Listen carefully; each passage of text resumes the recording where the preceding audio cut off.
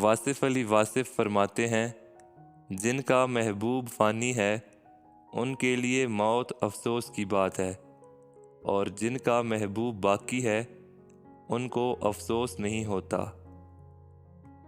نیکی کا سفر یہ ہے کہ ارادہ ہو، نیت ہو، اور آپ کا دل بھی سفر کرے اور آپ کا وجود بھی سفر کرے۔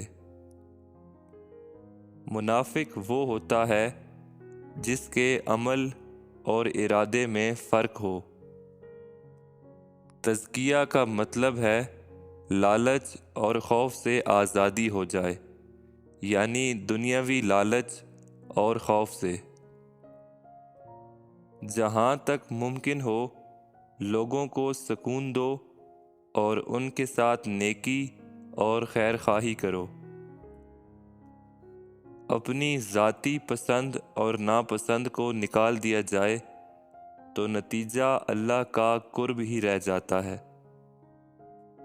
اپنے ایمان کو تقویت دینے کے لیے اطاعت کا راستہ اختیار کرو۔ جب تک اندر سے صفات نہ بدلیں اس وقت تک ذکر آپ کو کچھ نہیں دے گا۔ بیماری عام طور پر دل کے اندر پیدا ہوتی ہے، پہلے روح بیمار ہوتی ہے، پھر جسم بیمار ہوتا ہے۔ خدا کا خوف کیا جائے تو غریبی کا ڈر نکل جاتا ہے۔ دانائی یہ ہے کہ آپ کا عمل آپ کے علم کے تابع ہو۔ آدھی دنیا مجبوریوں کی دنیا ہے، یعنی نفس کی دنیا۔ اللہ تعالیٰ کی طرف رجوع کرنے سے آدمی فنا سے نکل جاتا ہے۔ آپ کی دعا پوری ہو یا نہ ہو، آپ پر اسلام نافذ رہنا چاہیے۔ تکلیف مقام صبر سے متعارف کروانے کے لیے آتی ہے۔ زندگی کو اللہ کا فضل ماننے والا سکون دریافت کر جاتا ہے۔ یہاں دنیا میں ٹھہرنے کے بجائے نکلنے کی خواہش پیدا ہو جائے تو سکون مل جائے گا۔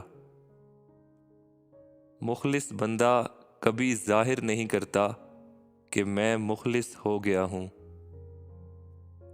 بڑی قیمتی بات، جن لوگوں کو آپ نے مرنے کا غم دینا ہے ان کو زندگی میں کوئی خوشی دے جاؤ۔ کسی برے آدمی کو اس طرح ڈھال دینا کہ وہ آدمی زندگی میں اچھا نظر آئے، یہ بھی احسان ہے۔ اگر انسان کو یہاں سے رخصت ہونا یاد رہے تو وہ بہت ساری تکلیفوں سے بچ جائے گا۔ سب سے بڑی بات یہ ہے کہ یہاں زندگی میں عافیت میں رہو اور یہاں سے رخصت ہونا بھی آسان ہو جائے۔ سخی وہ ہوتا ہے جس کے پاس پیسہ ہوتا ہے لیکن پیسے سے محبت نہیں ہوتی۔ اگر آپ کسی صاحب یقین کے ساتھ چل رہے ہیں تو آپ کو اس سے یقین کی دولت ملتی رہے گی۔ خوشامد جھوٹے انسان کی سزا ہے اور یہ جھوٹے آدمی کا عمل ہے۔